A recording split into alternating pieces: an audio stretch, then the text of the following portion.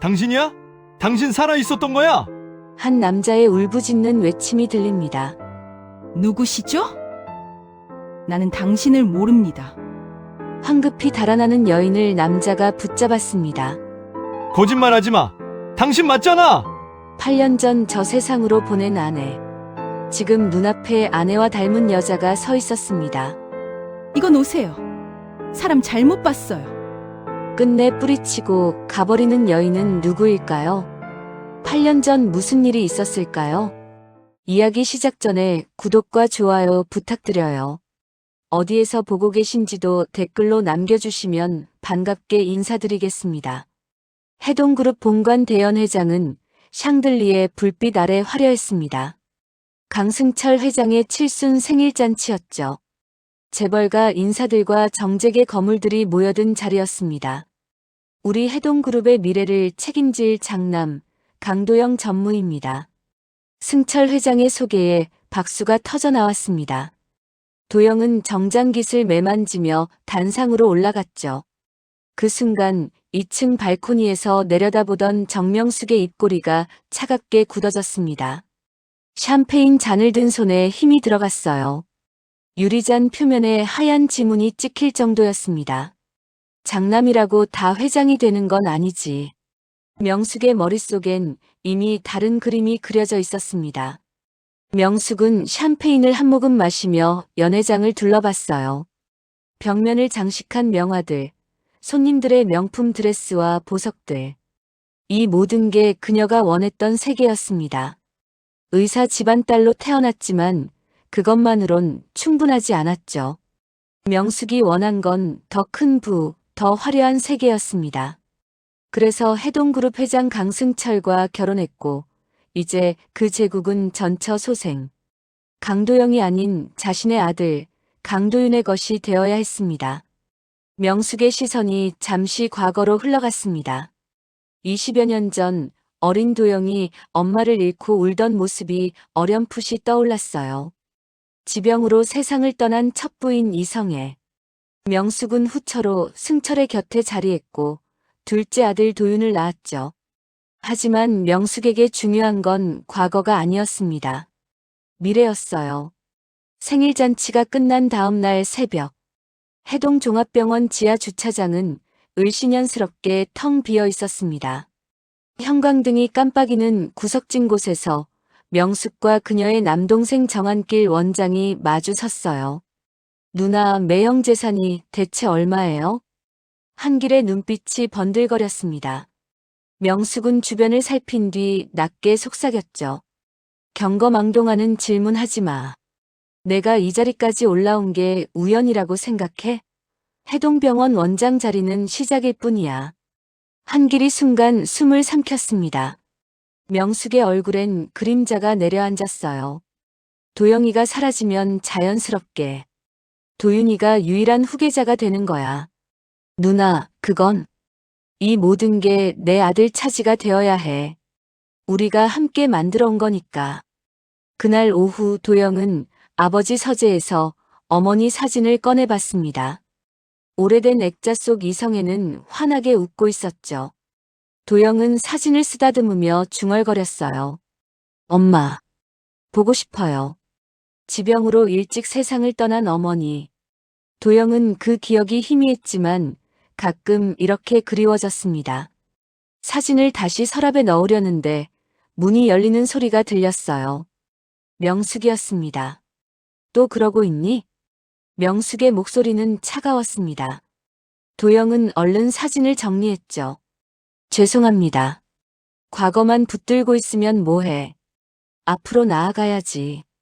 명숙은 그렇게 말하고 서재를 나갔습니다. 도영은 한참을 그 자리에 서 있었어요. 같은 시각 도윤은 형의 생일 선물을 골라 집에 돌아왔습니다. 거실에서 명품 쇼핑백을 꺼내는데 뒤에서 명숙의 목소리가 날아왔어요. 또 형 선물이니? 도윤이 움찔했습니다. 왜 형한테 그렇게 잘해? 형한테 화 안 나니? 어머니, 화 안 나냐고? 넌 맨날 뒷전 취급받는데? 명숙의 눈빛이 날카로웠습니다. 도윤은 대답하지 못했어요. 그저 고개를 숙인 채 가방끈을 만지작거렸죠. 넌 강승철 회장 아들이야. 똑같은 핏줄인데 왜 차별받아야 해? 명숙의 목소리엔 도끼가 서려 있었습니다. 그날 밤 뉴스에서 속보가 흘러나왔습니다. 해동그룹 계열사 직원 김모 씨, 음주운전 사고로 숨진 채 발견. 거실 소파에 앉아있던 승철 회장의 손이 멈췄습니다. 리모컨을 든 손이 미세하게 떨렸어요. 화면 속 사고 현장을 뚫어지게 바라보던 승철의 이마에 주름이 깊어졌습니다. 김재훈. 최근 회사 내부 문제를 조사하던 직원이었죠. 승철은 무언가 석연치 않다는 표정으로 화면을 응시했습니다. 며칠 뒤 도영과 도윤은 회사 옥상에서 마주쳤습니다. 도시의 불빛이 반짝이는 저녁이었죠. 형은 부담스럽지 않아? 도윤이 난간에 팔을 걸친 채 물었습니다. 뭐가? 회장 자리. 모든 게 형 거잖아. 도영은 한참을 말없이 야경을 바라봤어요. 너야말로. 넌 자유롭잖아. 난 태어날 때부터 정해진 길이 갑갑해. 도윤은 쓴웃음을 지었습니다. 자유. 그게 정말 자유일까요? 형, 사실. 도윤이 말을 꺼내려다 멈췄습니다. 어머니의 얼굴이 떠올랐죠. 아니야, 아무것도 아니야. 그날 밤 명숙의 방에선 낮은 전화 통화 소리가 새어나왔습니다. 한기라, 도영이 최근 건강검진 기록 받았지? 정한길 원장의 대답이 들렸어요. 네, 누나. 기록 보고 있어요. 기회는 한 번뿐이야. 완벽하게 준비해. 명숙이 전화를 끊고 드레스룸 거울 앞에 섰습니다. 명품 드레스들이 줄지어 걸린 옷장을 바라보며 그녀는 중얼거렸죠. 해동그룹은 내 아들 도윤이가 차지할 거야. 반드시. 새벽 3시, 도영은 악몽에서 깨어났습니다. 온몸이 땀으로 흠뻑 젖어 있었어요. 꿈속에서 긴 병원 복도를 끝없이 달렸습니다. 누군가 뒤에서 쫓아오는데 뒤돌아볼 수가 없었죠. 복도 끝에서 돌아가신 어머니가 손짓하는 것 같았어요. 하지만 아무리 달려도 닿을 수가 없었습니다. 도영은 침대 옆 탁자에서 물을 마셨습니다. 손이 떨려 물잔이 흔들렸어요. 창밖 어둠이 유난히 깊게 느껴졌습니다. 일주일 후 강승철 회장은 도영을 서재로 불렀습니다. 무거운 참나무 책상 너머로 아버지와 아들이 마주 앉았죠. 도영아. 네, 아버지. 다음 주 이사회에서 너를 부회장으로 선임하기로 했다. 도영의 눈이 커졌습니다. 강승철은 아들의 어깨에 손을 얹었어요. 큰아들 이제 진짜 시작이다. 준비됐지? 네. 최선을 다하겠습니다. 복도 모퉁이, 그 대화를 엿듣던 명숙의 얼굴이 돌처럼 굳어졌습니다. 턱선에 힘이 들어갔고 꽉 쥔 주먹에서 손톱이 손바닥을 파고들었죠. 명숙은 천천히 뒤돌아섰습니다. 그녀의 발소리가 복도를 따라 멀어졌어요. 하이힐 소리가 차갑게 울렸습니다. 명숙의 입술이 가늘게 벌어졌고 낮은 속삭임이 새어나왔습니다. 안 돼. 절대 안 돼. 그로부터 사흘 후였습니다. 빗줄기가 거세게 쏟아지던 밤이었죠. 강남대로를 달리던 도영의 차량이 갑자기 중앙선을 넘었습니다. 타이어 마찰음이 빗소리를 뚫고 울려 퍼졌어요. 차는 2바퀴 반을 굴러 전복됐고 깨진 유리창 사이로 빗물이 쏟아져 들어왔습니다. 구급차 사이렌 소리가 밤거리를 가르며 다가왔어요. 빨간 회전등이 젖은 도로를 비쳤습니다. 사고 현장에 가장 먼저 도착한 사람은 편의점에서 나오던 행인이었습니다. 그는 경찰에게 떨리는 목소리로 말했죠. 분명히 봤어요. 검은색 승용차가 뒤에서 저 차를 밀었다고요. 하지만 출동한 경찰관은 주변을 둘러보더니 고개를 저었습니다. CCTV 사각지대네요. 빗길에 미끄러진 거 아닙니까? 아니, 제가 똑똑히. 일단 조서 받으러 가시죠. 목격자의 목소리는 빗소리에 묻혔습니다.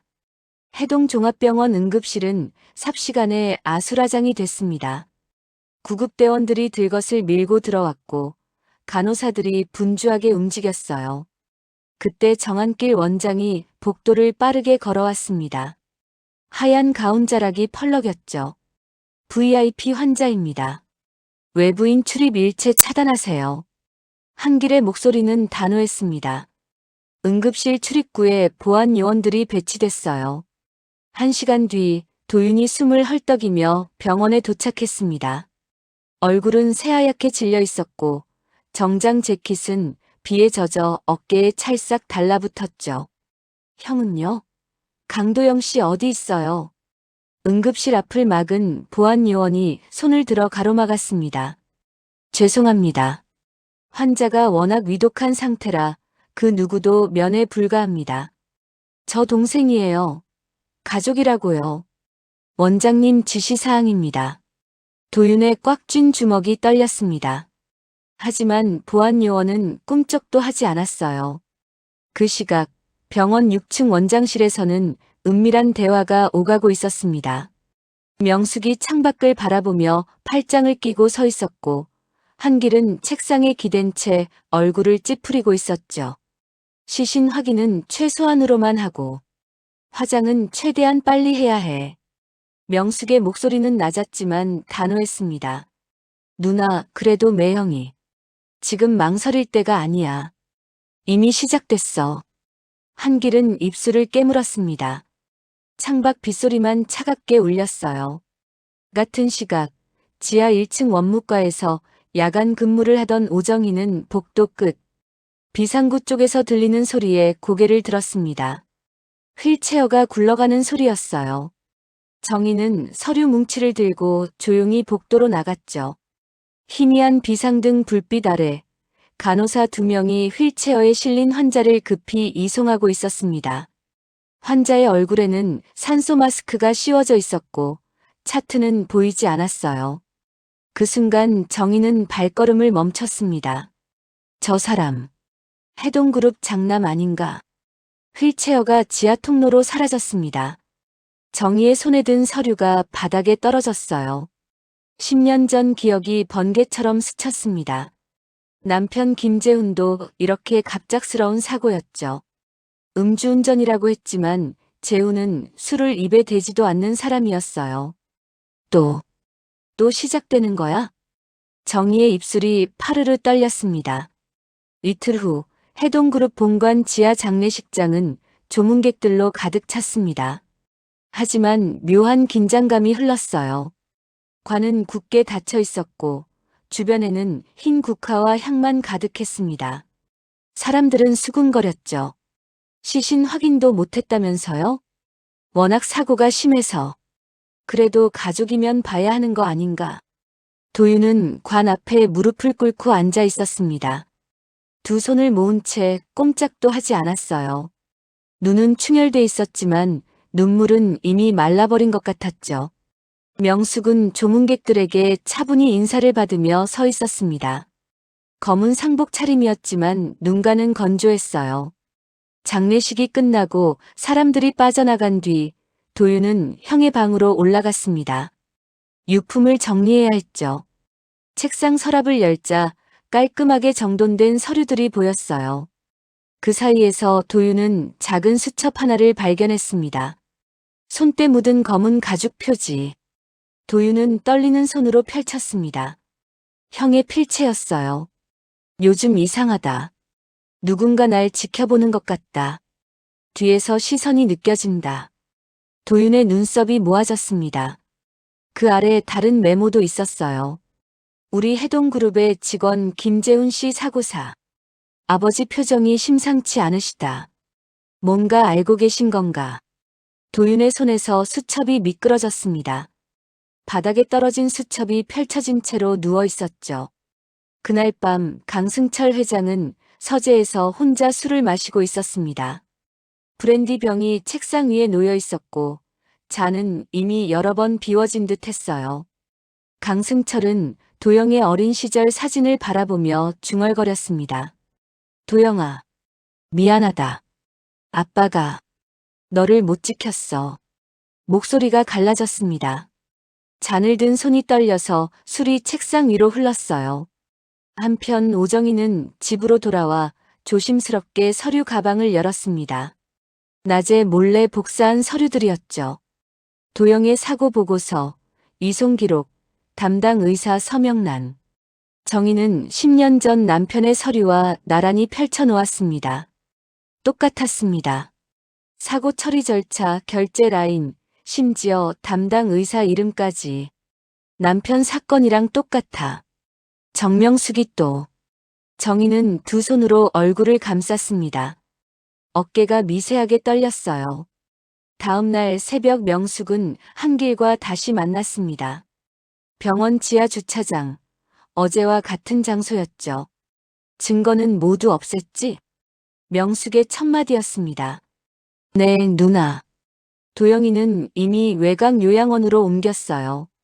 기록도 다른 이름으로. 잘했어. 명숙은 고개를 끄덕였습니다.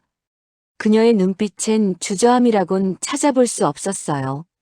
그날 밤 도윤은 장례식장으로 다시 내려왔습니다. 텅 빈 빈소엔 닫힌 관만 남아있었죠. 도윤은 관 앞에 무릎을 꿇고 앉았습니다. 한참을 가만히 있다가 낮게 속삭였어요. 형, 정말 거기 있는 거야? 대답은 없었습니다. 향 냄새만 코끝을 스쳤죠. 도윤은 관 뚜껑에 손을 얹었습니다. 차가운 나무 재질이 손바닥에 닿았어요. 그 순간 복도에서 발소리가 들렸습니다. 도윤은 황급히 손을 걷었죠. 경비원이 순찰을 도는 소리였습니다. 도윤은 천천히 자리에서 일어났어요. 같은 시각 정희는 집 서랍 깊숙한 곳에 복사한 서류를 숨겼습니다. 남편 재훈의 사진 뒤편이었죠. 정희는 사진 속 재훈을 바라보며 중얼거렸습니다. 여보, 조금만 기다려. 이번엔 증거를 모을 거야. 창밖으로 새벽이 밝아오고 있었습니다. 도영의 장례식이 끝난 지 석 달이 흘렀습니다. 강승철 회장은 눈에 띄게 달라졌어요. 한때 곱게 펴져 있던 어깨가 구부정하게 굽었고 흰머리가 부쩍 늘었습니다. 회의실에서 그의 손은 자주 떨렸고 말을 잇다가 멈추곤 했죠. 이사들은 불안한 눈빛으로 서로를 쳐다봤습니다. 회장님 건강이. 후계 문제를 서둘러야 하는 거 아닌가. 속삭임이 이어졌습니다. 명숙은 그 틈을 놓치지 않았어요. 도윤의 일과는 새벽 5시에 시작됐습니다.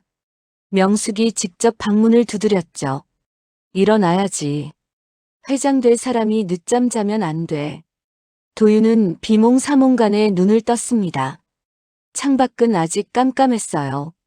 세수를 하고 식탁에 앉으면 명숙이 준비한 스케줄표가 놓여 있었습니다. 경영 서적, 어학 공부, 임원 면담, 현장 시찰. 밤 12시까지 빼곡했죠. 넌 완벽해야 해. 이 자리를 지키려면. 명숙의 목소리는 단호했습니다. 도윤은 고개를 끄덕였지만 눈빛은 흐릿했어요. 커피 잔을 든 손이 미세하게 떨렸습니다. 어느 날 오후 강승철 회장은 도영의 방에 들어갔습니다. 3개월째 손도 대지 않은 방이었죠. 책상 위에는 먼지가 앉아 있었고 커튼은 반쯤 닫혀 있었어요. 승철은 서랍을 하나씩 열어봤습니다. 그러다 책상 깊숙한 곳에서 봉투 하나를 발견했죠. 아버지께라고 적혀 있었습니다. 도영의 필체였어요. 승철은 떨리는 손으로 봉투를 뜯었습니다.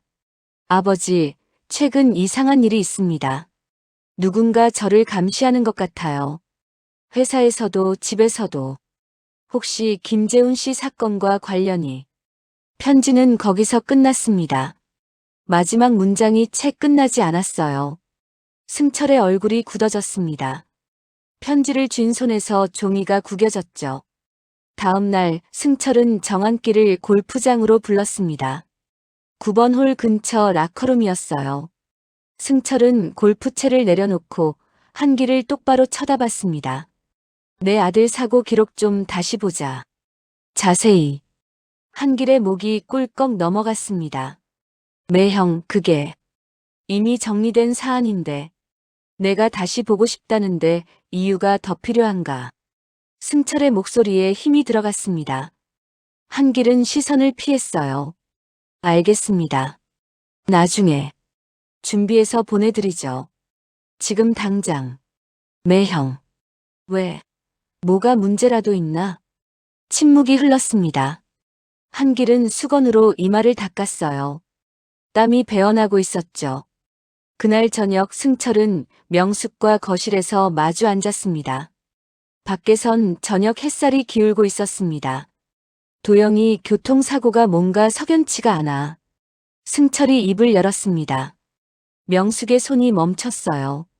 물잔을 든 채였죠. 무슨 말씀이세요? 도영이 방에서 수상한 메모들을 발견했어. 뭔가를 알고 있었던 것 같아. 명숙의 눈빛이 날카로워졌습니다. 당신 요즘 너무 힘드신 거 아니에요? 도영이 일로. 내가 미친 것 같아? 승철의 목소리가 떨렸습니다. 명숙은 그의 손을 잡았죠. 아니에요. 하지만 경찰이 철저하게 조사했고 마무리된 일이에요. 당신이 이런다고 도영이가 살아와요? 한길이가 요새 당신 혈압이랑 심장 상태 안 좋다고 걱정해요. 명숙은 승철의 손을 꽉 쥐며 말했습니다. 우리 힘들지만 도영이 좋은 곳으로 가라고 이만 보내줍시다.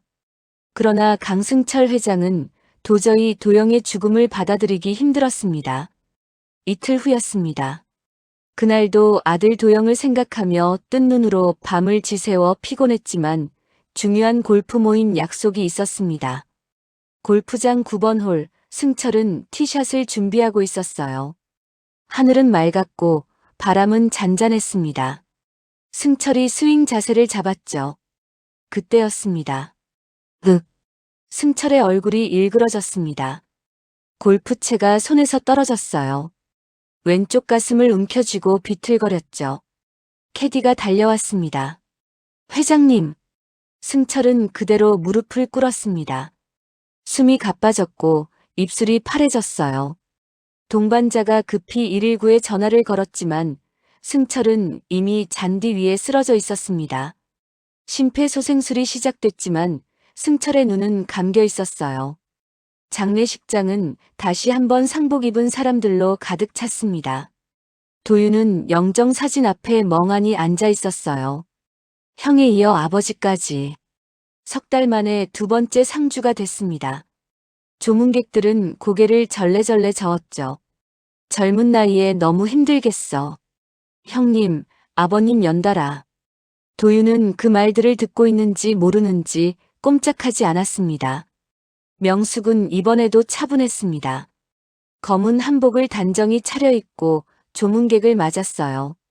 눈가에 눈물 한 방울 없었죠. 도윤이 작은 목소리로 물었습니다. 어머니는 왜 안 우세요? 명숙이 도윤을 내려다봤습니다. 강한 사람이 집안을 지키는 거야. 넌 이제 회장이 될 사람이야. 울면 안 돼. 도윤은 입을 다물었습니다. 명숙은 속으로 중얼거렸어요. 드디어 나를 의심할 사람도 없어졌어. 하지만 도윤은 무너지고 있었습니다. 밤마다 악몽이 찾아왔어요. 형이 관 속에서 손을 뻗는 꿈, 아버지가 골프장에서 쓰러지는 장면이 반복됐습니다.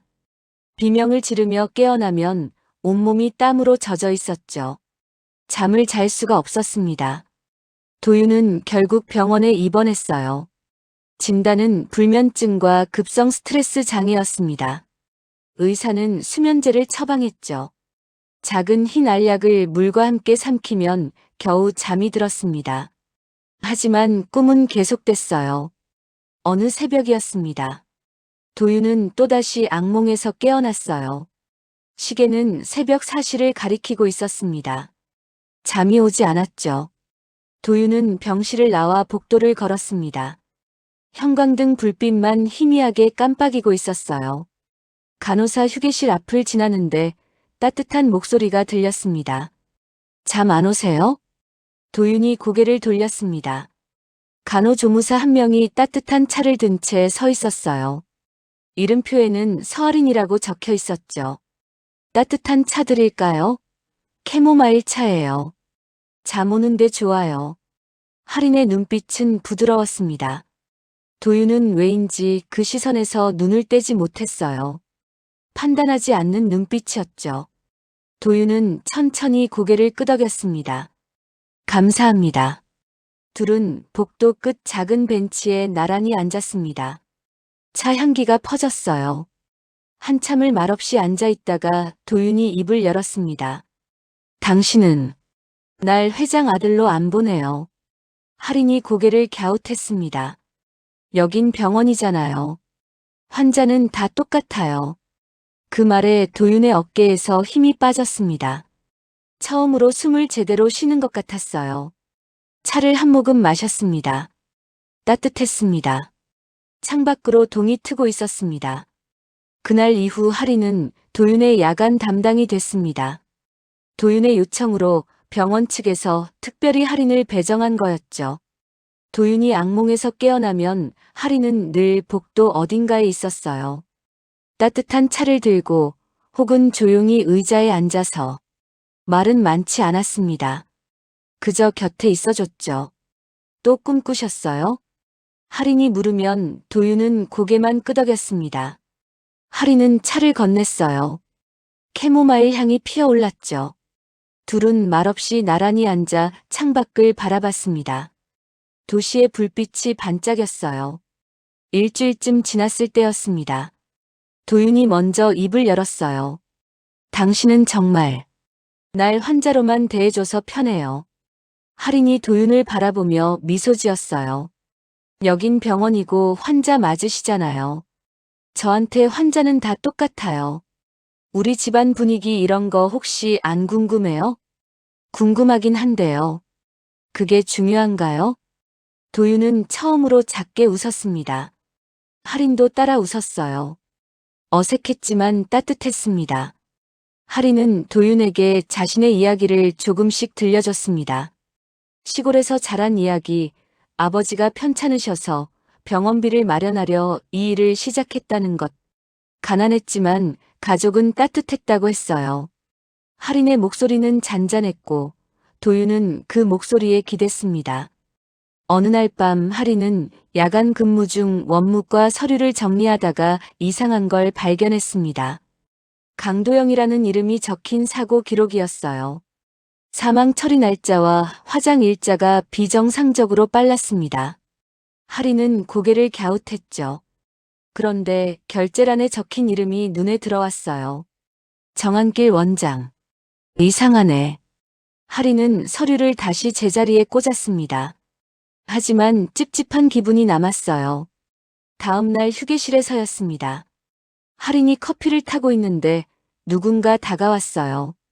원무과 오정희였습니다. 정희는 할인 옆에 서서 조용히 물었죠.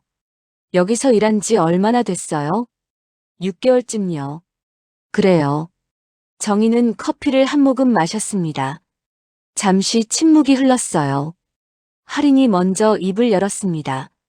선배님 혹시 강도영 씨 사건 기록이 좀 이상한 것 같지 않으세요? 정희의 손이 멈췄습니다. 커피 잔을 든 채로요. 정희는 천천히 할인을 돌아봤어요. 왜? 그걸 봤어요? 다른 병원이나 기관으로 이송된 환자들 서류 정리하다가 우연히요. 정희는 주변을 살폈습니다. 아무도 없었어요. 정희가 할인의 팔을 잡았죠. 여기서 너무 많이 알려고 하면 안 돼요. 위험해요. 정희의 눈빛은 진지했습니다. 할인은 당황했어요. 왜 그런 말씀을? 그냥 조심하세요. 제발.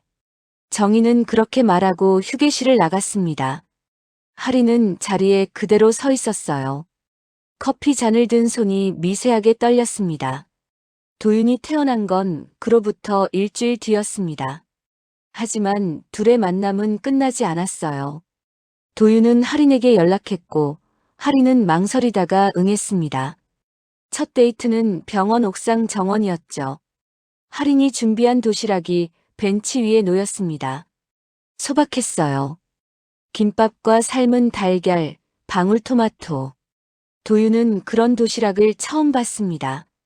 이렇게 간단한 거 괜찮으세요? 맛있어요. 도윤은 김밥을 한 입 베어 물었습니다.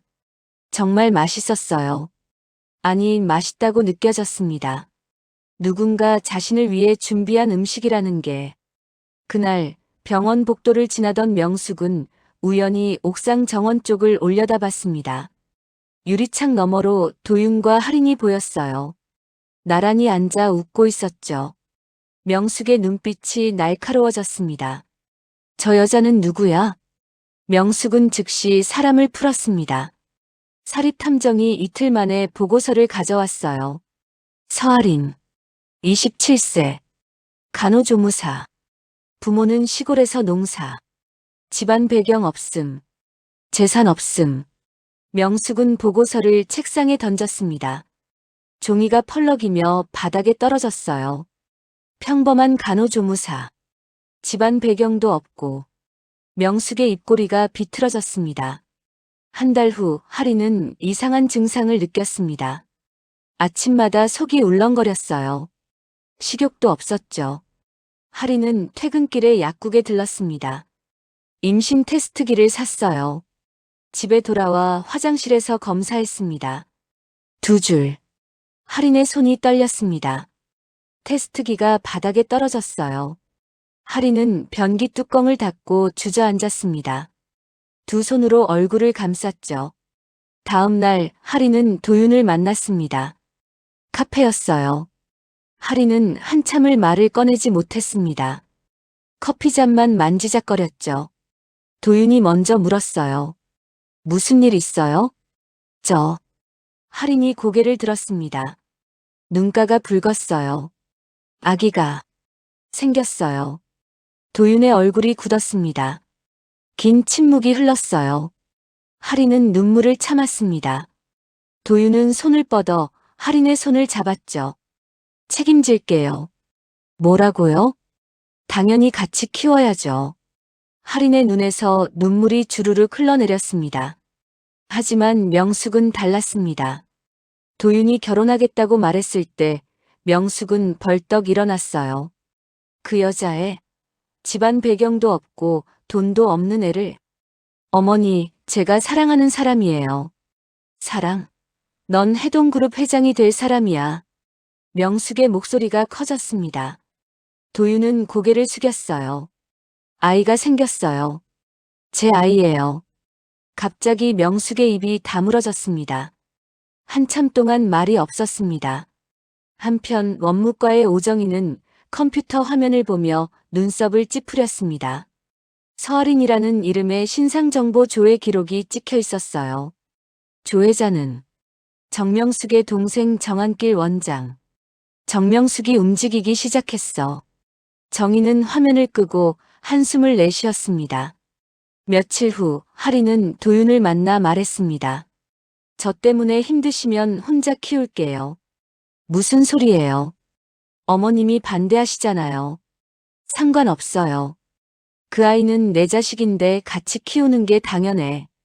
도윤의 목소리는 단호했습니다. 할인은 입술을 깨물었어요. 명숙은 혼자 방에 몇 시간째 앉아 있었습니다. 아이는 도윤이 핏줄이니 낳으라 하고 억지로 떼어놓으면 도윤이는 해동그룹 버리고 떠날 놈이야. 애휴눅을 닮았는지 약해 빠져서. 명숙은 중얼거렸습니다. 그리고 결심했어요. 다음 날 명숙은 도윤에게 말했습니다. 바로 결혼해. 아이는 강씨 핏줄이니까. 목소리는 차갑고 무표정했어요. 도윤은 안도했지만 할인은 불안했습니다. 일사천리로 진행된 도윤과 할인의 결혼식 날 오정희는 멀리서 식장을 바라보고 있었습니다. 하얀 드레스를 입은 할인이 보였어요. 그 옆에서 명숙이 차갑게 미소 짓고 있었죠. 정희는 중얼거렸습니다. 정명숙이 할인을 그냥 두겠어.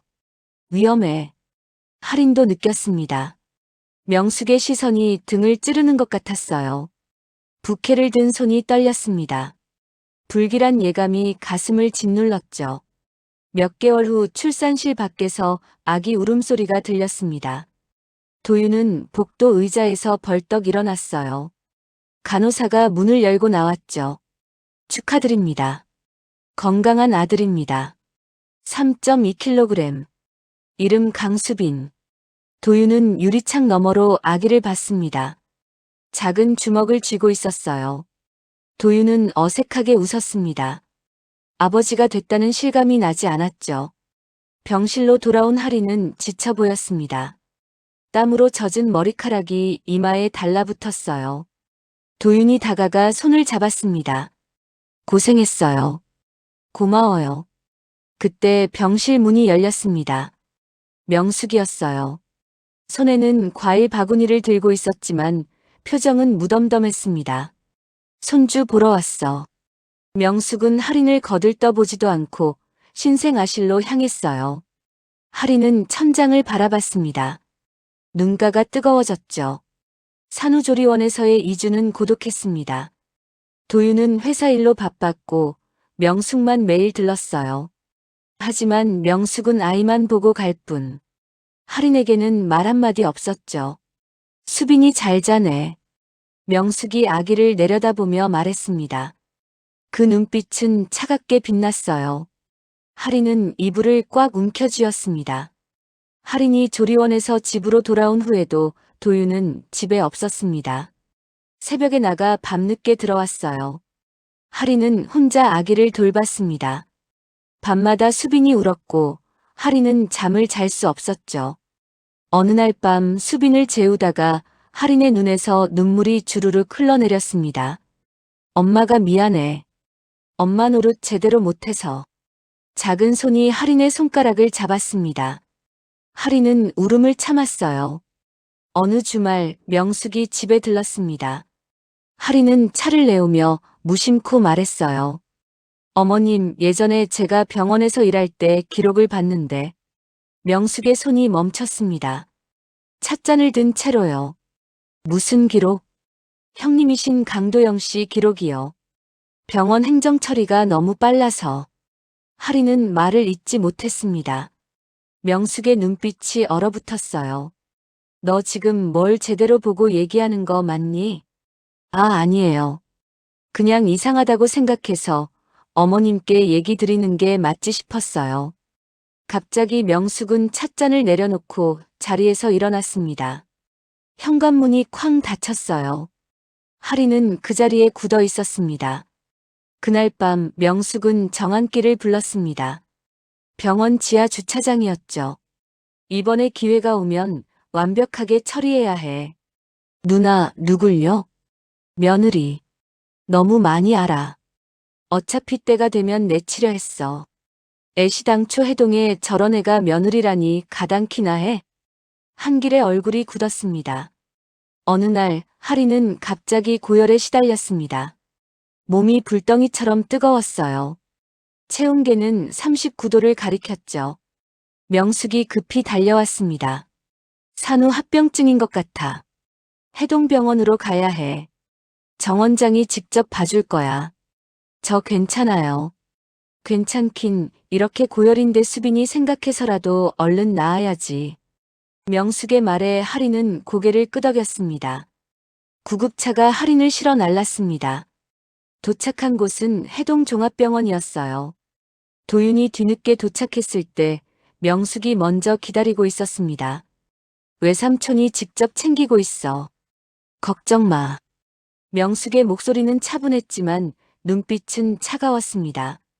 그날 밤 원무과에서 야간 근무 중이던 오정희는 응급실 쪽에서 들리는 소리에 고개를 들었습니다. 휠체어가 굴러가는 소리였어요. 정희는 복도로 나갔죠. 희미한 불빛 아래 간호사들이 환자를 급히 이송하고 있었습니다. 환자의 차트가 보였어요. 서아린.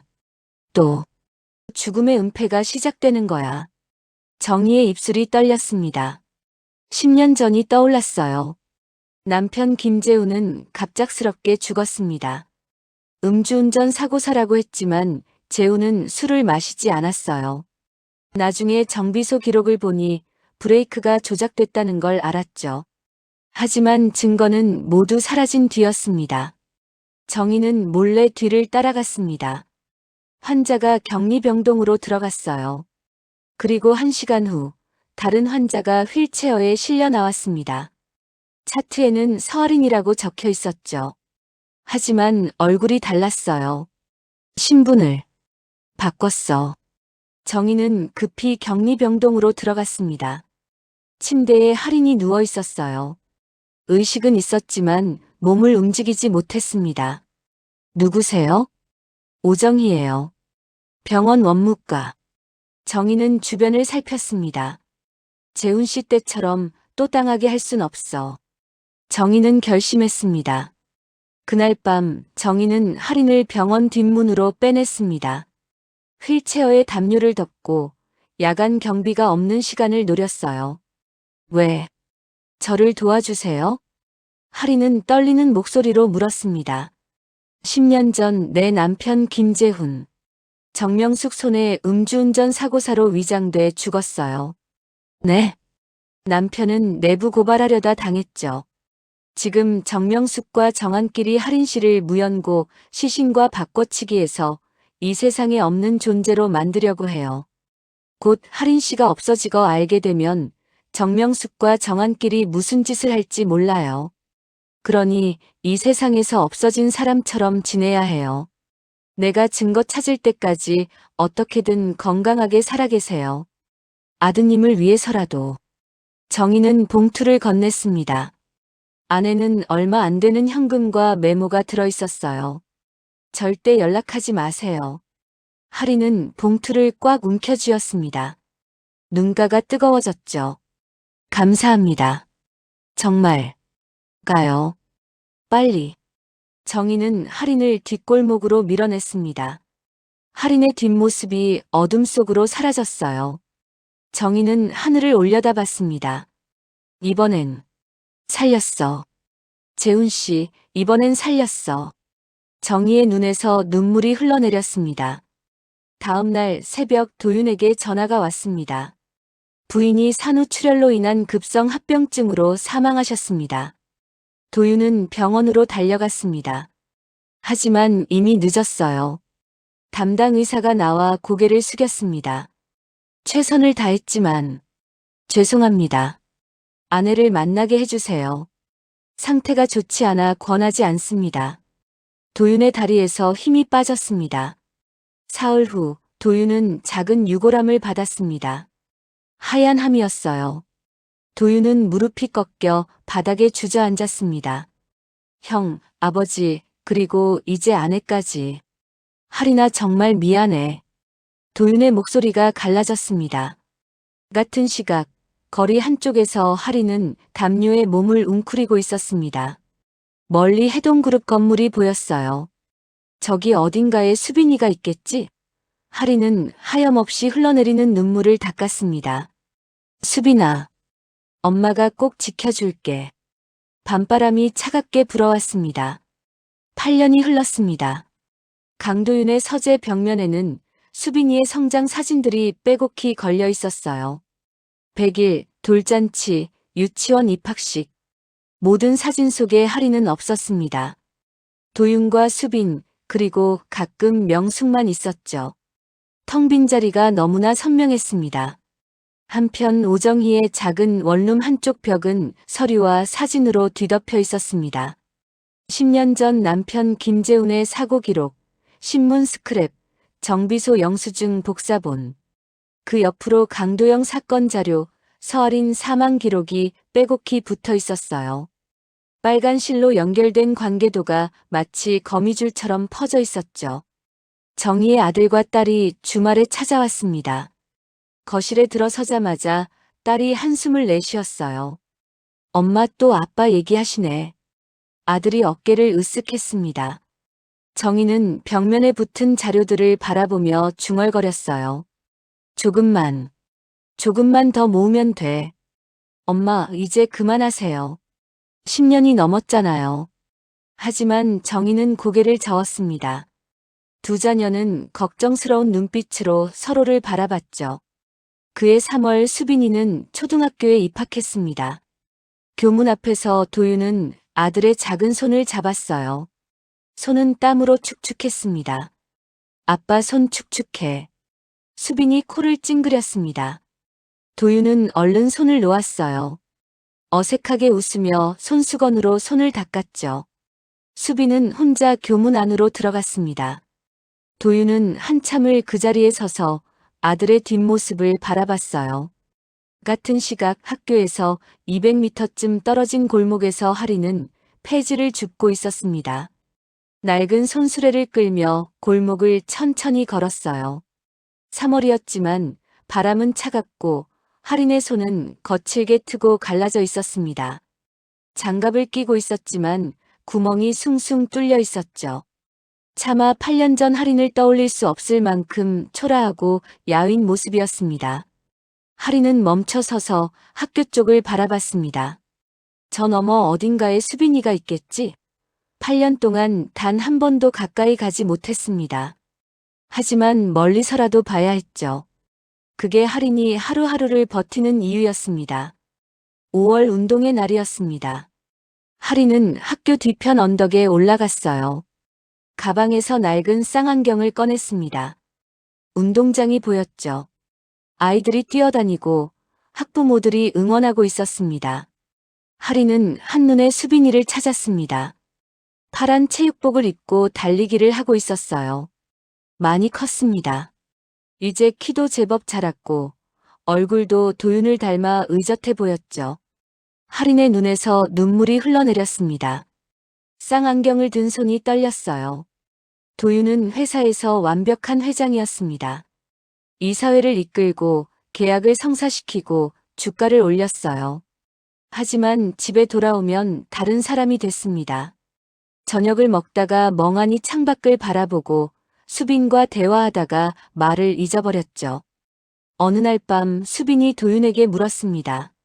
아빠, 엄마 사진 보고 싶어. 도윤의 손이 멈췄습니다. 책을 읽던 손이었어요. 왜 갑자기?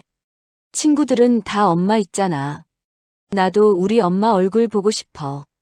도윤은 입술을 깨물었습니다. 서재로 가서 서랍 깊은 곳에서 사진 한 장을 꺼냈어요. 하린이 웃고 있는 사진이었습니다. 하지만 도윤은 수빈에게 주지 않았죠. 다시 서랍 속 깊이 넣었습니다. 나중에 조금 더 크면 보여줄게. 수빈의 어깨가 축 처졌습니다. 명숙은 여전히 수빈을 감시했습니다. 어디론가 사라져 찾을 수 없는 하린을 생각하며 혹시나 수빈이가 엄마를 몰래 만나고 있는 건 아닌지 의심하며 한 달에 2~3번 집에 들러 수빈을 봤어요. 할머니가 널 지켜줄게. 넌 해동그룹 후계자야. 명숙이 수빈의 머리를 쓰다듬었습니다.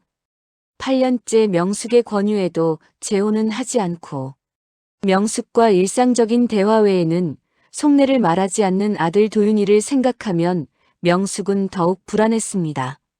어느 날 수빈은 학교에서 그림 숙제를 해왔습니다. 주제는 우리 가족이었어요. 수빈은 크레파스로 열심히 그렸습니다. 아빠, 자기 자신, 그리고 빈자리. 도윤은 그림을 보고 가슴이 먹먹해졌어요.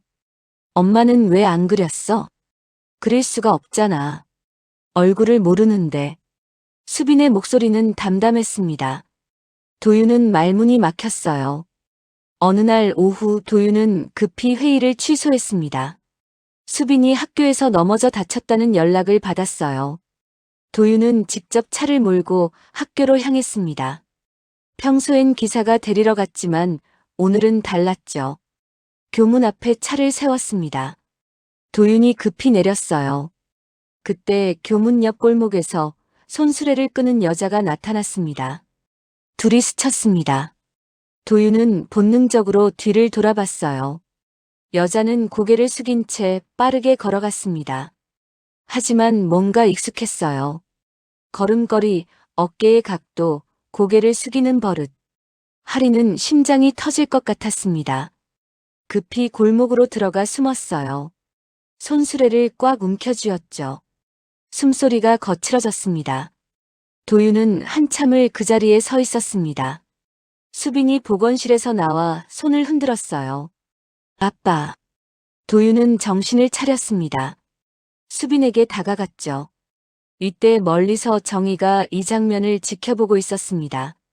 8년 전 정희는 할인을 구해주며 절대 연락하지 마세요라고 했지만 멀찌감치 할인이 어떻게 사는지 쭉 지켜보고 있었던 것입니다. 회장님도 눈치챈 건가? 정희는 중얼거렸습니다. 그날 밤 도윤은 잠들지 못했습니다. 서재로 가서 서랍을 열었어요. 할인의 사진을 꺼냈습니다. 웃고 있는 할인. 도윤은 사진을 오래 바라봤어요. 그때 그 습관. 설마. 도윤은 사진을 가슴에 안았습니다. 눈을 감았죠. 8년 전 기억이 떠올랐습니다. 할인이 긴장하면 고개를 살짝 숙이던 버릇. 오늘 본 여자가 똑같이 했어요. 창밖으로 달빛이 스며들었습니다. 그날 이후 도윤은 학교 주변을 배회하기 시작했습니다. 회의 시간을 일부러 오후로 잡고 점심때면 학교 근처를 돌았어요. 교문 앞 골목길, 문방구 주변. 손수레를 끄는 여자를 찾았습니다. 그 여자. 다시 보이지 않을까? 도윤은 차 안에 앉아 학교를 바라봤습니다. 운전대를 쥔 손에 힘이 들어갔어요. 일주일쯤 지났을 때 수빈이 물었습니다. 아빠 요즘 왜 맨날 학교 와? 그냥. 아빠가 보고 싶어서. 도윤의 대답은 어색했습니다. 수빈은 고개를 갸웃하다가 친구들에게 달려갔어요. 어느 날 오후 하늘에서 빗방울이 떨어지기 시작했습니다. 곧 폭우로 변했어요. 도윤은 우산을 펼치고 학교 앞 골목을 걸었습니다. 그때 앞쪽에서 큰 소리가 들렸죠. 쾅! 손수레가 물웅덩이에 걸려 넘어졌습니다. 폐지가 사방으로 쏟아졌어요. 여자가 황급히 무릎을 꿇고 젖은 폐지를 주웠습니다. 빗물이 머리카락을 타고 얼굴로 흘러내렸죠. 도윤의 발걸음이 멈췄습니다. 그 여자였어요. 도윤은 천천히 다가갔습니다.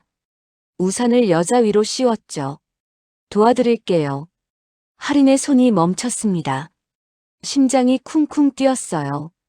고개를 들 수 없었습니다. 빗소리만 우산을 두드렸죠. 괜찮습니다. 할인은 일어서려 했습니다. 하지만 손수레 바퀴가 완전히 망가져 있었어요.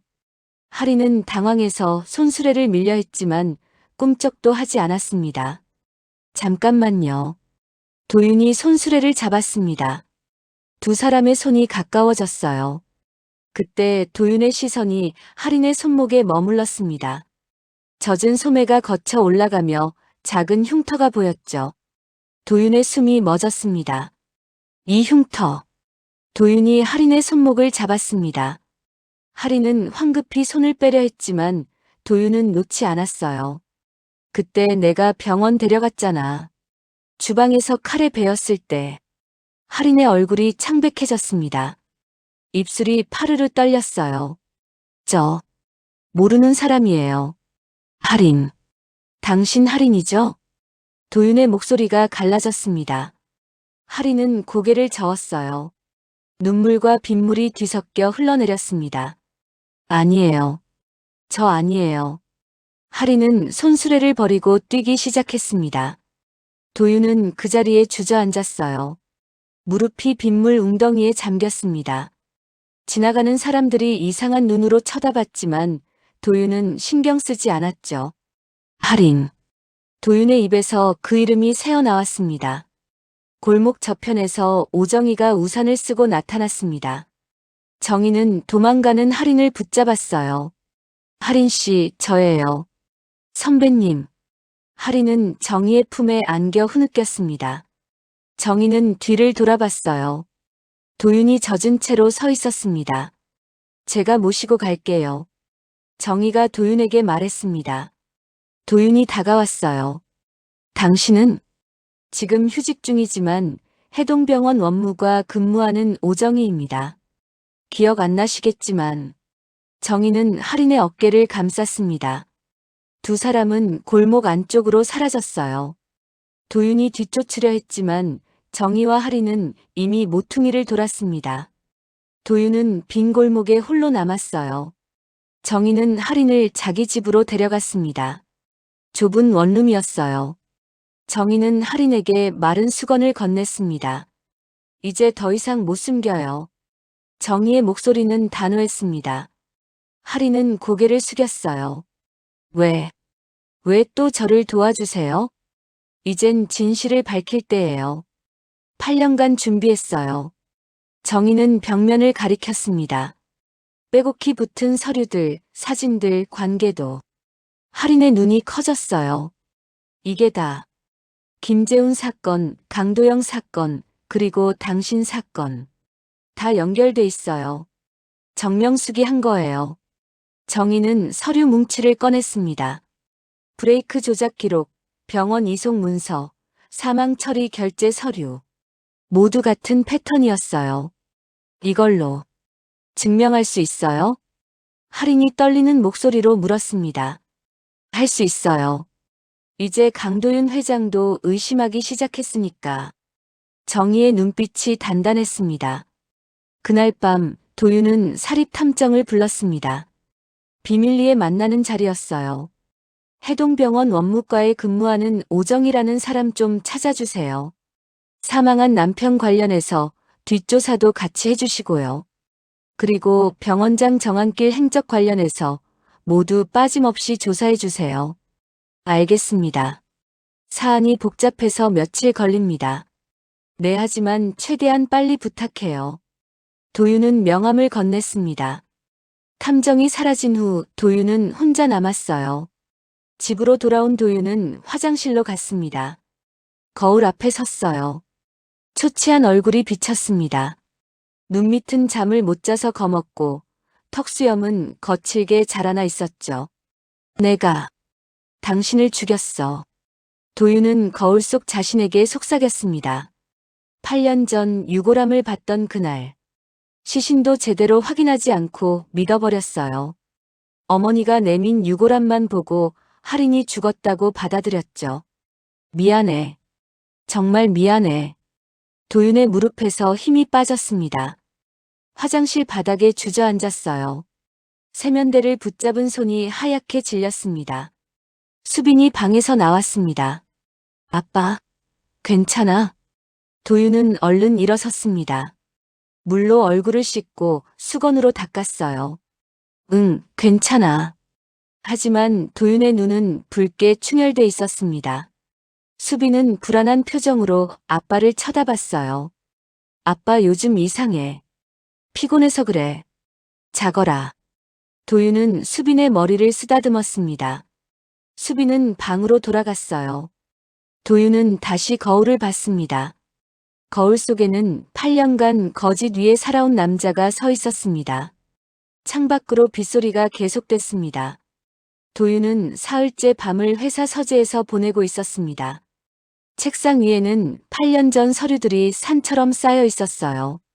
도영의 사고 기록, 장례 절차, 병원 이송 문서, 보험 청구 내역. 형광등 불빛 아래서 눈이 침침해질 때까지 읽고 또 읽었습니다. 커피잔은 이미 5개째 비워졌고 손끝은 카페인 과다로 미세하게 떨리고 있었죠. 뭔가 이상해. 도윤은 혼잣말을 했습니다. 사고 발생부터 사망 확인, 그리고 화장까지 단 사흘. 아무리 급해도 너무 빨랐어요. 게다가 시신 확인 절차가 비정상적으로 간략했습니다. 담당 의사 서명란에는 어김없이 정한길이라는 이름이 적혀 있었죠. 다음 날 오전 회사 복도는 평소처럼 분주했습니다. 하지만 임원들이 지나갈 때마다 수군거림이 들렸어요. 회장님 요즘 이상하지 않아? 맨날 밤새 마시고 얼굴도 완전 헬쑥하시고 속삭임이 이어졌습니다. 도윤은 그 옆을 지나갔지만 아무것도 듣지 못했어요. 머릿속은 8년 전 그날로 가득했습니다. 점심 무렵이었습니다. 비서가 조심스럽게 인터폰을 눌렀어요. 회장님, 오정이라는 분이 찾아오셨는데요. 예약은 없으신데 꼭 뵙고 싶다고 하십니다. 도윤의 펜이 멈췄습니다. 바로 들어오라고 하세요. 문이 열리고 정희가 들어왔습니다. 손에는 두꺼운 갈색 서류 봉투를 들고 있었어요. 도윤은 자리에서 일어나 정중히 인사했습니다. 어서 오세요. 시간 내주셔서 감사합니다. 정희의 목소리는 단호했지만 미세하게 떨리고 있었습니다. 문이 닫히고 둘만 남았죠. 정희는 서류 봉투를 테이블 위에 올려놓았습니다. 묵직한 소리가 났어요. 이제는 때가 됐으니 회장님께 모두 말씀드리려 찾아왔습니다. 믿기지 않으시겠지만 회장님의 모친이신 정명숙 씨 손에 제 남편이 죽었어요. 정희의 목소리가 떨렸습니다. 눈가가 붉어졌어요.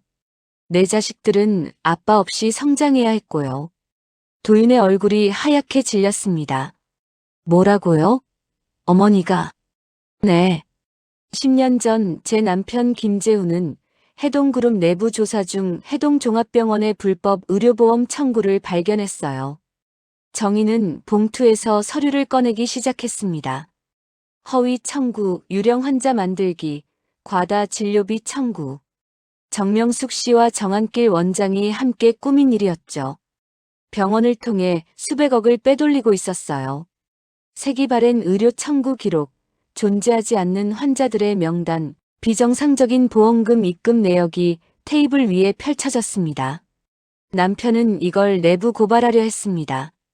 증거를 모으고 감사원에 제보할 준비를 하고 있었어요. 정희의 목소리가 떨리며 눈가가 촉촉해졌습니다. 그런데 갑자기 음주운전 사고사로 죽었습니다. 하지만 남편은 평생 술을 입에 대지 않았어요. 도윤은 서류를 받아들었습니다. 손이 떨려 종이가 바스락거렸어요. 사고 차량을 조사한 정비소 기록을 보면 브레이크 라인이 조작된 흔적이 있었어요. 하지만 경찰 조사 전에 차량이 폐차 처리됐죠. 누가 지시했는지 아세요? 정희의 손가락이 서류를 짚었습니다. 정한길 원장이었습니다. 도윤의 입술이 파르르 떨렸습니다. 제 아들은 그때 8살이었어요. 딸은 5살. 아빠가 왜 안 오냐고 매일 울었습니다. 정희의 눈에서 눈물이 흘러내렸습니다. 그리고 이게 강도영 씨 사건입니다. 남편의 사고사를 추적하다가 알게 됐어요. 정희가 또 다른 서류 뭉치를 꺼냈습니다. 도영의 교통사고 보고서였어요. 보세요. 사고 발생 시각, 병원 도착 시각, 사망 선고 시각. 모두 비정상적으로 빨라요. 그리고 여기. 정희의 손가락이 결제란을 짚었습니다. 정한길 원장. 또 나옵니다. 도윤의 눈이 서류에 고정됐습니다. 빨간 도장이 찍힌 서명란. 정한길. 마지막으로. 서아린 씨입니다. 할인의 사망 진단서가 테이블 위에 놓였습니다. 도윤은 그 서류를 집어들었어요. 눈가가 뜨겁게 달아올랐습니다. 산후합병증, 급성 폐혈증, 사망까지 6시간. 정상적이라면 최소 며칠은 걸립니다. 하지만 할인 씨는 6시간 만에 사망 선고를 받았어요. 정희는 새 사건의 서류를 나란히 펼쳐놓았습니다. 다 같은 패턴입니다, 회장님. 갑작스런 사고나 질병, 비정상적으로 빠른 처리, 시신 확인 최소화, 그리고 반드시 정한길 원장 결제. 패턴이 너무나 명확했어요. 도윤은 두 손으로 얼굴을 감쌌습니다. 정명숙 씨는 불을 지키기 위해서라면 사람도 죽입니다. 제 남편은 비리를 알았고, 도영 씨는 후계자였고, 할인 씨는 너무 많이 알아버렸습니다. 도윤은 한참을 말이 없었습니다. 숨소리만 거칠게 들렸어요. 벽시계 초침 소리만 똑딱똑딱 울렸죠. 어머니가. 정말? 도윤이 간신히 입을 열었습니다. 목소리는 갈라져 있었어요. 증거가 있습니다. 여기 다 있어요. 도와주세요. 제가 뭘 해야 할까요? 도윤이 고개를 들었습니다. 눈은 붉게 충혈돼 있었어요. 정희는 작은 메모지를 건넸습니다. 정한길 원장의 비서입니다. 돈이면 움직일 사람이에요. 이 사람에게서 환자 명단을 받아내세요. 도영 씨가. 어딘가 살아있을 겁니다. 일주일 후 도윤은 시내 한 호텔 라운지에서 정한길의 비서를 만났습니다. 중년의 남자는 불안한 눈빛으로 주변을 계속 살폈어요.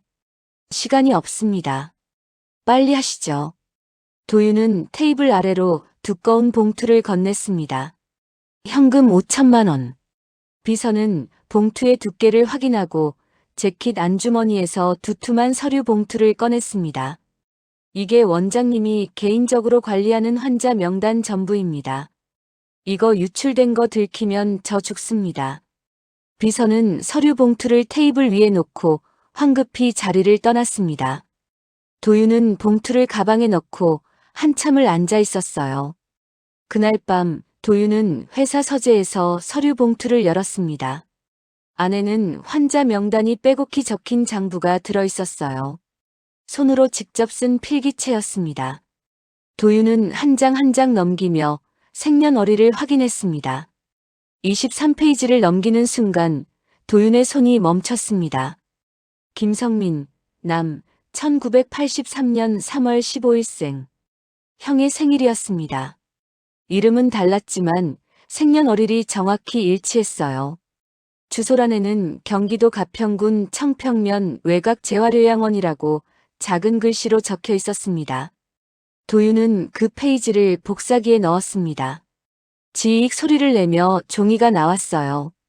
도윤은 복사된 종이를 들고 한참을 바라봤습니다. 손이 부들부들 떨렸습니다. 사흘 후 도윤은 혼자 차를 몰고 가평으로 향했습니다. 조수석에는 가짜 신분증과 복사한 명단이 놓여 있었습니다. 재활원은 한적한 산속에 있었습니다. 3층짜리 낡은 건물. 페인트가 벗겨진 외벽, 녹슨 철제 대문. 도윤은 면회 신청서에 가짜 이름을 적었습니다. 302호입니다. 15분만 면회 가능합니다. 도윤은 계단을 올라갔습니다. 복도는 조용했어요. 소독약 냄새가 코를 찔렀죠. 302호 앞에 섰습니다. 심장이 터질 듯 뛰었어요. 계세요? 도윤이 떨리는 목소리로 물었습니다. 들어오세요. 쉰 목소리. 하지만 낯익었습니다. 도윤은 문손잡이를 돌렸습니다. 휠체어에 앉은 남자가 창밖을 바라보고 있었습니다. 머리는 희끗희끗 새어 있었고 어깨는 여위였어요. 하지만 뒷모습만으로도 알 수 있었습니다. 형. 남자가 천천히 휠체어를 돌렸습니다. 강도영이었습니다. 8년의 세월이 얼굴에 깊이 새겨져 있었어요. 너, 도윤이냐? 도윤은 형 앞으로 비틀거리며 다가갔습니다. 무릎을 꿇었어요. 눈에서 눈물이 주르륵 흘러내렸습니다. 형님. 도영은 마른 손을 뻗어 동생의 머리를 쓰다듬었어요. 많이 컸구나. 형, 여기서. 얼마나 계셨어요? 잘 모르겠어. 한동안 기억을 잃었거든. 아마 한참 됐을 거야. 여긴 어디냐고 물어도 아무도 안 알려줬어. 도영의 목소리는 담담했습니다. 도윤은 두 손으로 형의 손을 잡았습니다. 형을 이렇게. 어머니가 했어요. 회사를 저한테 물려주려고. 형이 방해됐던 거예요. 도영의 눈빛이 흔들렸습니다. 어머니가. 왜? 분노보다 깊은 허탈함이 목소리에 배어 있었습니다. 복도에서 발소리가 들렸습니다. 간호사가 지나가다 302호를 들여다봤어요. 저기요, 저분 면회 예약 안 돼 있는데요? 도윤은 황급히 일어섰습니다. 죄송합니다. 금방 나갈게요. 도윤은 형에게 다가가 귓가에 속삭였어요. 일주일만 기다려요. 미국의 최고 재활병원 알아봤어요. 거기서 제대로 치료받게 해드릴게요. 도윤아, 형은 살아야 돼요. 제대로 살아야 한다고요. 도윤은 형의 손을 꽉 쥐었습니다. 그날 밤 도윤은 정희에게 전화를 걸었습니다. 형님, 찾았습니다. 정말요? 정말 살아계세요? 네. 가평 재활요양원에 계셨어요. 이제 끝낼 수 있겠네요. 10년을 기다렸어요. 잠시 침묵이 흘렀습니다. 할인도 살아있죠? 정희는 잠시 망설이다 대답했습니다. 네, 살아있어요. 도윤은 눈을 감았습니다. 고맙습니다. 다음 날 아침 명숙은 침실에서 휴대폰을 확인하고 있었습니다.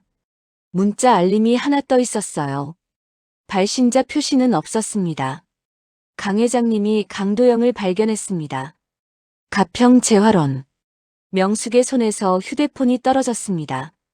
얼굴이 새하얗게 질렸죠. 안 돼, 절대로 안 돼. 명숙의 입술이 파르르 떨렸습니다. 손은 이불을 움켜쥐었고 숨소리는 거칠어졌습니다. 8년간 쌓아 올린 모든 것이 무너지는 소리가 들리는 것 같았어요.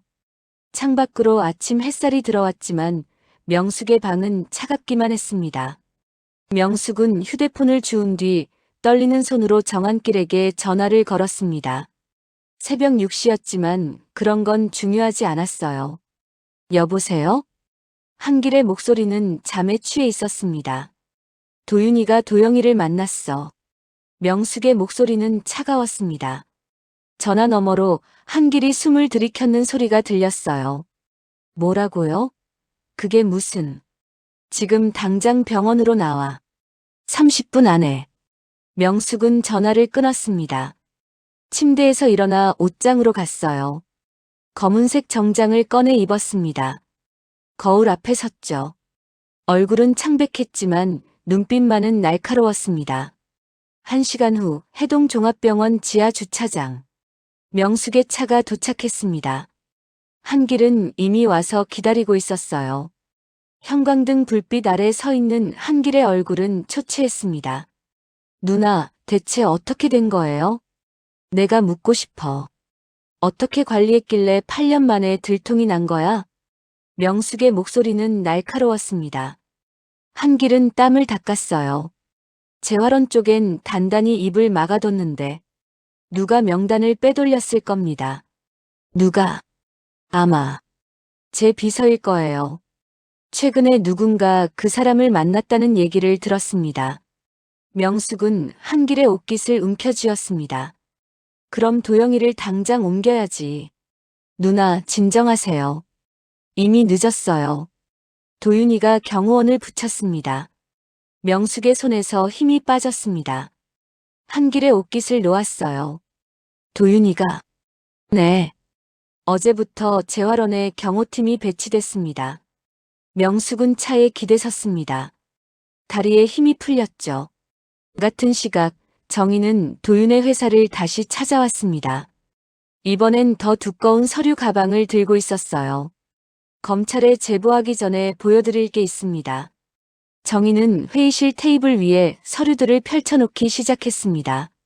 10년치 기록이었어요. 은행 거래 내역, 병원 장부, 보험 청구 기록, 그리고 사망자 명단. 정명숙 씨와 정한길 원장이 함께 만든 유령 환자가 총 73명입니다. 이들을 통해 빼돌린 돈이 약 150억 원이에요. 도윤은 서류를 하나하나 넘겼습니다. 손이 떨렸어요. 이 증거면 둘 다 구속할 수 있나요? 충분합니다. 하지만 정의가 망설였습니다. 하지만 회장님 어머님이십니다. 정말 고소하시겠어요? 도윤은 창밖을 바라봤습니다. 한참을 말이 없었어요. 정의는 기다렸습니다. 고소는 안 하겠습니다. 도윤이 천천히 입을 열었습니다. 대신 어머니와 완전히 인연을 끊겠어요. 다시는 제 앞에, 수빈 앞에 나타나지 못하게 할 겁니다. 도윤의 목소리는 단호했습니다. 그리고 정한길 원장은 법의 심판을 받게 하겠습니다. 정희는 고개를 끄덕였습니다. 이틀 후 도윤은 명숙을 집으로 불렀습니다. 저택 거실. 명숙은 소파에 앉아 있었고 도윤은 맞은편에 서 있었어요. 테이블 위에는 서류 뭉치가 놓여 있었습니다. 이게 뭐니? 명숙이 물었습니다. 도윤은 서류를 밀어냈어요. 형 찾았어요. 가평 재활요양원에 계셨더군요. 명숙의 얼굴이 굳었습니다. 그리고 이건 어머니와 정한길 원장이 10년간 저지른 범죄 기록이에요. 의료보험 사기, 유령 환자 횡령. 도윤은 또 다른 서류를 꺼냈습니다. 김재훈 씨 사건 기록, 브레이크 조작 정황, 폐차 지시 문서. 명숙의 손이 떨렸습니다. 그리고 할인 사건. 도윤의 목소리가 갈라졌습니다. 할인이는 죽지 않았어요. 어머니가 죽은 걸로 만든 거죠. 명숙은 자리에서 일어섰습니다. 다 너 잘되라고 한 거야. 명숙의 목소리가 커졌습니다. 내가 왜 이랬겠어? 내가 회장이 돼야 했잖아. 도영이가 있으면 넌 평생 그림자였어. 그래서 형을 죽은 걸로 만들었어요? 사람을 그렇게 쉽게. 도윤의 목소리도 높아졌습니다. 난 가난이 싫었어. 명숙이 소리쳤습니다. 어릴 때 우리 집이 얼마나 궁핍했는지 너는 몰라. 형제들만 의대 보내고 나는 취직해야 했어. 겨우 해동그룹 회장 부인이 됐는데 해동의 모든 건 도윤이 너와 내 것이어만 했어. 명숙의 눈에서 눈물이 흘렀습니다. 하지만 도윤의 눈빛은 차가웠어요. 그래서 사람을 죽였어요? 김재훈 씨는요? 죄 없는 사람인데. 그 사람이 비리를 폭로하려 했어. 우리 가문이 망할 뻔했다고. 가문이요? 어머니가 만든 범죄 조직 말하는 거예요? 도윤은 서류를 명숙 앞으로 던졌습니다. 종이들이 공중에서 흩날렸어요. 복수는 안 하겠어요. 법에 넘기지도 않겠어요. 도윤의 목소리는 낮았지만 단호했습니다. 대신 떠나세요. 지금 당장. 이 집에서, 제 삶에서, 수빈 삶에서. 도윤아, 다시는 우리 앞에 나타나지 마세요. 제가 어머니께 드리는 마지막 자비예요. 명숙은 도윤을 바라봤습니다. 아들의 눈빛은 낯설었어요. 더 이상 흔들리지 않았습니다. 네가 날 버리는 거니? 아니요. 어머니가 먼저 우리를 버렸어요. 형을, 아버지를, 할인을. 도윤은 뒤돌아섰습니다. 일주일 드릴게요. 짐을 싸세요. 도윤이 거실을 나갔습니다. 명숙은 혼자 남았어요. 흩어진 서류들 사이에 서서 무릎이 꺾였습니다. 바닥에 주저앉았죠. 내가 뭘 잘못했어. 명숙의 목소리는 떨리고 있었습니다. 사흘 후 정한길은 검찰에 소환됐습니다. 뉴스에서는 속보가 흘러나왔어요. 해동종합병원 정한길 원장, 의료보험 사기 혐의로 긴급 체포. 명숙은 텔레비전 앞에 앉아 뉴스를 봤습니다. 동생이 수갑을 찬 채 검찰청으로 들어가는 모습이 화면에 나왔어요. 명숙은 리모컨을 쥔 손에 힘을 줬습니다. 리모컨이 바닥에 떨어졌죠. 일주일 후 이삿짐 트럭이 저택 앞에 섰습니다. 명숙은 간단한 짐만 챙겼어요. 옷 몇 벌, 귀중품 몇 개. 화려했던 드레스룸은 텅 비었습니다. 명숙은 마지막으로 저택을 돌아봤습니다. 20년을 살았던 집이었어요. 하지만 이제 돌아올 수 없었습니다. 차가 출발했습니다. 백미러에 비친 저택이 점점 멀어졌어요. 같은 시각, 오정희는 남편 김재훈의 묘소 앞에 서 있었습니다. 손에는 국화꽃 한 다발을 들고 있었어요. 여보, 끝났어요. 정희는 묘비 앞에 꽃을 놓았습니다. 정한길은 구속됐고 정명숙은 모든 걸 잃었어요. 10년. 길었죠? 정희의 눈에서 눈물이 흘렀습니다. 이제 편히 쉬어요. 우리 딸도 아들도 잘 크고 있어요. 걱정 마세요. 바람이 불었습니다. 국화꽃잎이 살랑거렸어요. 정희는 한참을 그 자리에 서 있었습니다. 햇살이 따뜻했습니다. 그날 밤 도윤은 정희에게 전화를 걸었습니다. 형을 미국으로 보냈습니다. 세계 최고의 재활병원이래요. 잘하셨어요. 정희 씨, 할인을 만날 수 있을까요? 정희는 잠시 침묵했습니다. 천천히 하세요. 할인 씨에게도 시간이 필요해요. 8년이란 세월이 쉽지 않을 겁니다. 알겠습니다. 기다릴게요. 도윤은 전화를 끊고 수빈의 방으로 갔습니다. 아들은 침대에서 책을 읽고 있었어요. 아빠? 응. 자야지. 도윤은 아들의 이불을 덮어줬습니다. 수빈이 물었어요. 아빠, 할머니는 어디 가신 거예요? 먼 곳으로 여행 가셨어. 언제 오세요? 도윤은 대답하지 않았습니다. 그저 아들의 머리를 쓰다듬었어요. 잘 자라. 불을 끄고 나왔습니다. 복도에 홀로 선 도윤. 창밖으로 달빛이 스며들고 있었습니다. 긴 터널을 지나온 것 같았습니다. 하지만 아직 끝은 아니었어요. 할인과 수빈. 남은 이야기가 기다리고 있었습니다. 석 달이 흘렀습니다. 봄바람이 불기 시작하는 3월이었어요. 수빈의 학교 운동장에는 벚꽃이 피어나고 있었습니다. 도윤은 미국에서 온 영상통화를 받았습니다. 화면 속 도영은 재활치료복을 입고 서 있었어요. 보행기를 짚고 있었지만 혼자 서 있었습니다. 도윤아, 봤지? 이제 혼자 설 수 있어. 도영의 목소리는 밝았습니다. 도윤의 눈가가 뜨거워졌어요. 형, 정말 잘하셨어요. 의사 선생님이 1년 정도 더 치료하면 걸을 수 있을 거래. 완전히는 아니어도 천천히 하세요. 제가 계속 지켜볼게요. 통화를 끝낸 도윤은 창밖을 바라봤습니다. 형이 살아나고 있었어요. 그것만으로도 감사했습니다. 정희는 해동병원을 그만뒀습니다. 퇴직금을 받아 작은 카페를 열었어요. 간판에는 재훈이네라고 적혀 있었습니다. 아담한 카페였지만 햇살이 잘 들었어요. 정희의 딸과 아들이 주말마다 카페를 도왔습니다. 엄마, 손님 오셨어요. 딸이 말했습니다. 정희는 앞치마를 고쳐 매고 카운터로 나왔어요. 손님은 할인이었습니다. 정희 선배님. 할인은 작게 웃었습니다. 8년 만에 보는 미소였어요. 정희는 할인을 꼭 안았습니다. 많이 좋아 보여요. 선배님 덕분이에요. 다 선배님 덕분이에요. 둘은 창가 자리에 앉았습니다. 따뜻한 커피 향이 퍼졌어요. 수빈이 보고 싶지 않아요? 정희가 조심스럽게 물었습니다.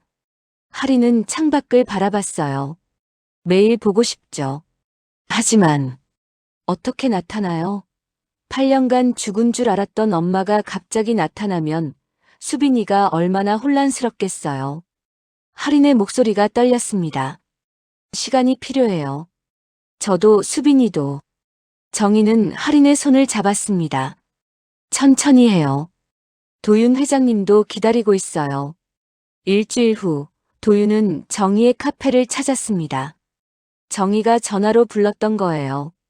카페 문을 열고 들어서는데 창가에 앉은 여자가 보였습니다. 할인이었습니다. 도윤의 발걸음이 멈췄습니다.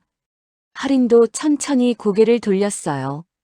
두 사람의 시선이 마주쳤습니다. 앉으세요. 정희가 도윤을 의자로 안내했습니다. 도윤은 할인 맞은편에 앉았어요. 한참을 말이 없었습니다. 커피 잔을 쥔 할인의 손이 미세하게 떨렸어요. 미안해요. 도윤이 먼저 입을 열었습니다.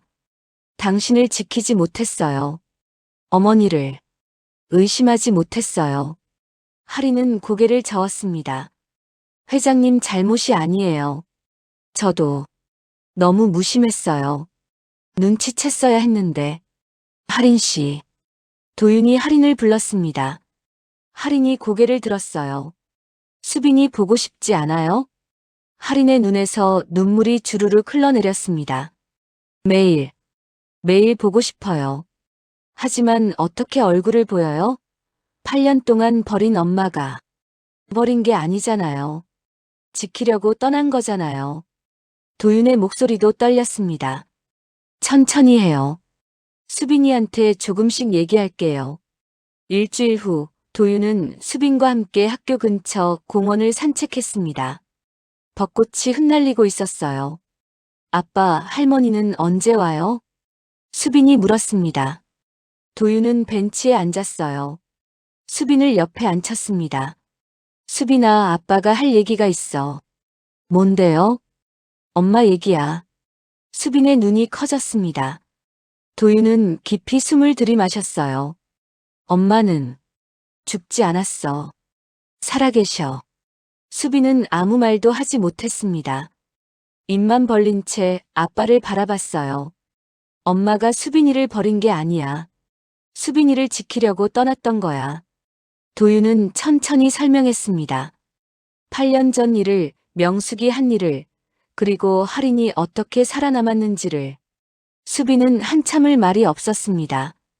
그러다 작게 물었어요. 엄마, 지금 어디 있어요? 멀지 않은 곳에. 수빈이 보고 싶어서 매일 울고 있어. 수빈의 눈에서 눈물이 떨어졌습니다. 나도 엄마 보고 싶어요. 도윤은 아들을 꼭 안았습니다. 그날 오후 정희의 카페. 문이 열리고 도윤과 수빈이 들어왔습니다. 하리는 카운터 뒤에서 접시를 닫고 있었어요. 수빈을 보는 순간 접시를 떨어뜨릴 뻔했습니다. 수빈아. 도윤이 아들의 어깨를 밀었습니다. 수빈은 천천히 하린에게 다가갔어요. 하린은 앞치마로 손을 닦으며 카운터 밖으로 나왔습니다. 수빈이. 하린의 목소리가 떨렸습니다. 수빈은 하린을 올려다봤어요. 엄마예요? 하린은 무릎을 꿇었습니다. 수빈과 눈높이를 맞췄어요. 응, 엄마야. 수빈은 한참을 하린을 바라봤습니다. 그러다 천천히 품으로 안겼어요. 하린은 아들을 꽉 안았습니다. 8년간 참았던 눈물이 쏟아졌어요. 미안해. 정말 미안해. 엄마. 수빈도 울었습니다. 도윤은 멀찌감치 서서 두 모습을 지켜봤어요. 눈시울이 붉어졌습니다. 정희는 카운터에서 조용히 미소 지었습니다. 한 달 후 수빈의 학교 운동회 날이었습니다. 운동장에는 학부모들이 가득했어요. 도윤은 하린과 함께 운동장 한쪽에 섰습니다. 엄마, 아빠. 수빈이 손을 흔들었습니다. 파란 체육복을 입고 달리기 출발선에 서 있었어요. 출발 신호가 울렸습니다. 수빈이 열심히 달렸어요. 2등으로 들어왔습니다. 수빈은 하린과 도윤에게 달려왔어요. 봤어요? 2등. 우리 아들 잘했어. 하린이 수빈의 머리를 쓰다듬었습니다. 도윤도 옆에서 미소 지었어요. 다음엔 1등 하자. 세 사람은 돗자리에 앉아 도시락을 먹었습니다. 하린이 정성껏 싼 김밥이었어요. 어색했지만 따뜻했습니다. 아빠, 엄마, 우리 사진 찍어요. 수빈이 휴대폰을 들었습니다. 세 사람이 모였어요. 수빈이 셀프 카메라를 켰습니다. 하나, 둘, 셋. 찰칵. 사진 속에는 어색하게 웃는 세 사람이 담겼습니다. 완벽한 가족 사진은 아니었어요. 하지만 그것은 진정 행복한 미소였습니다. 저녁 정희의 카페. 하린과 도윤이 마주 앉아 있었습니다. 수빈은 옆 테이블에서 숙제를 하고 있었어요. 당장 재결합은 천천히 생각해도 돼요. 도윤이 조심스럽게 말했습니다. 지금은 그냥 가족으로 지내요. 수빈이 엄마로, 수빈이 아빠로. 하린은 고개를 끄덕였습니다. 고마워요. 기다려줘서. 아니에요. 제가 더 고마워요. 두 사람은 서로를 바라봤습니다. 창밖으로 봄바람이 불었습니다. 정희는 카운터에서 따뜻한 차를 내왔어요. 차 드세요. 정희는 테이블에 차를 놓으며 남편 사진을 떠올렸습니다. 여보, 우리 이겼어요. 모두 살아남았어요. 정희는 속으로 중얼거렸습니다. 그날 밤 도윤은 미국에 있는 형에게 영상통화를 걸었습니다. 형, 하린이 살아있었어요. 수빈이도 엄마 만났어요. 도영은 화면 속에서 환하게 웃었습니다. 잘됐다. 정말 잘됐어. 형도 빨리 나으세요. 한국 오면 다 같이 밥 먹어요. 그래. 꼭 그러자. 통화를 끝낸 도윤은 창밖을 바라봤습니다. 달이 밝았어요. 긴 터널을 지나왔습니다. 완벽한 해피엔딩은 아니었어요. 하지만 모두 살아남았습니다. 그것으로 충분했습니다. 새로운 시작이었습니다.